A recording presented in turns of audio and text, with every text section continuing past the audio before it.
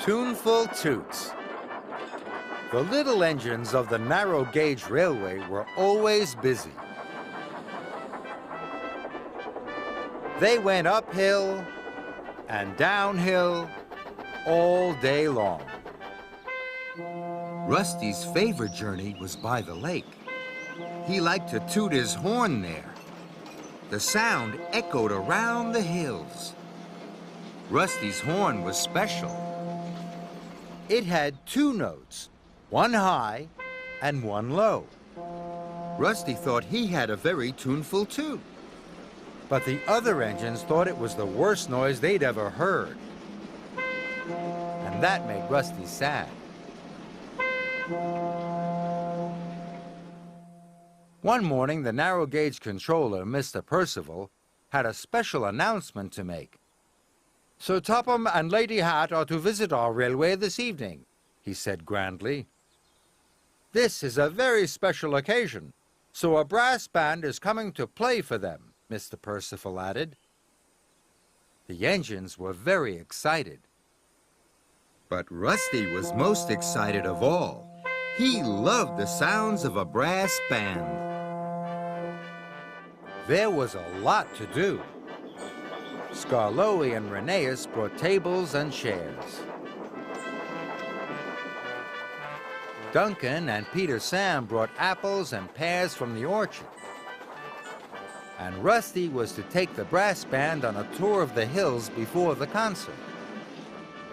When Rusty pulled into the transfer yards, Mr. Percival was waiting with the brass band.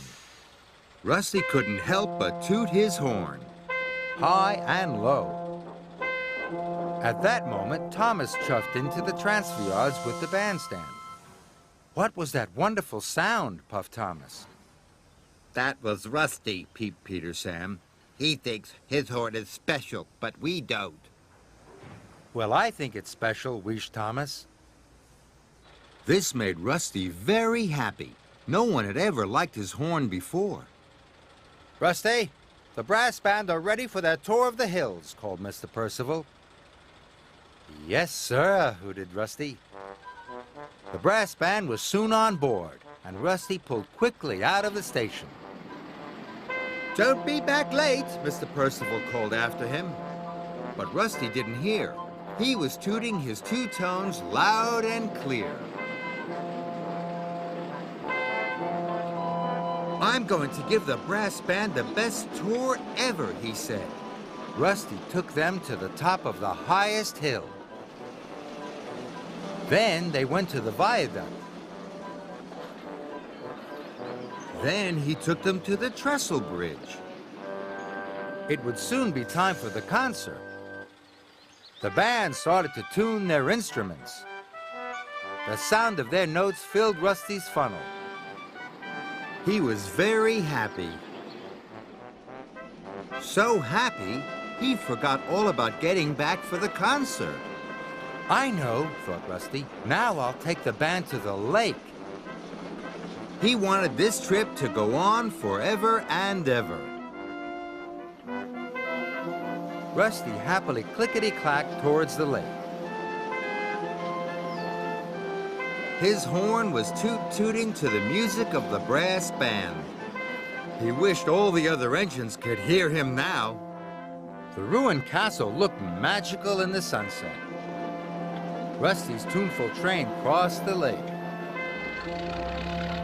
Then there was trouble. Rusty shuddered to a stop. Rusty had made a terrible mistake. He had gone too far, and he had run out of diesel oil. Now the brass band wouldn't get back for the concert. This was a disaster. Thomas chuffed into the transfer yards with Sir Topham Hatt and Lady Hat. Mr. Percival looked very unhappy. Rusty had not returned with the brass band. Everyone was very worried. The band leader was very worried too. "How will anyone know where we are?" he asked Rusty. Suddenly, Rusty tooted very loudly. "If you all play and I hoot my horn very loudly, Our sound will echo all the way down to the yards. Then everyone will know where we are. The band leader was happy. He waved his baton. 1, 2, 3, he called. The band started to play. And Rusty tooted his two tones louder and prouder than ever before. Thomas was the first to hear the sound. That's Rusty, he puffed. And the brass band, Duncan chuffed. Everyone listened. They could hear Rusty's two-tone horn echoing down the valley. They must be in trouble, whistled Thomas. Follow the sound of Rusty's horn, Thomas wished. Then you'll be able to find him. If the brass band is with Rusty, said Sir Topham Hatt, we'll have the concert there. Everyone thought this was a wonderful idea, especially Mr. Percival. The brass band played as loudly as they had ever done. Rusty was sure the whole of Sodor could hear them. Then he saw engine lamps coming towards them. Rusty was so surprised. All the engines were arriving at the lake, and none of them was telling him to be quiet. We have come to hear the concert, boomed Sir Topham Hatt. We heard your horn, puffed Peter Sam. So we knew where to find you, chuffed Duncan. Because you have the most special-sounding horn of all, wheezed Skarloey. I shall never be shy about my special horn again, Rusty tooted. Let the concert begin.